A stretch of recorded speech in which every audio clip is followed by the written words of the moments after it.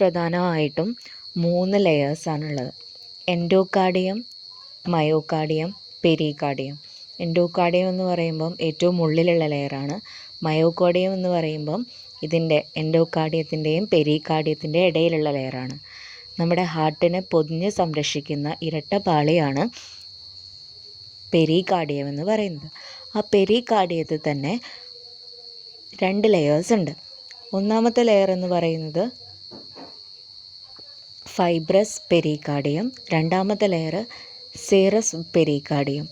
അതിൽ serous pericardium വീണ്ടും എന്ത് ചെയ്തിട്ടുണ്ട്, 2ആയിട്ട് ഡിവൈഡ് ചെയ്തിട്ടുണ്ട്.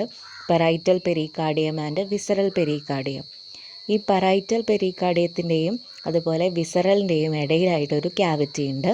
അതാണ് പെരികാർഡിയൽ ക്യാവിറ്റി. അതിൽ കുറച്ച് ഫ്ലൂയിഡ് നിറഞ്ഞിട്ടുണ്ടായിരിക്കും.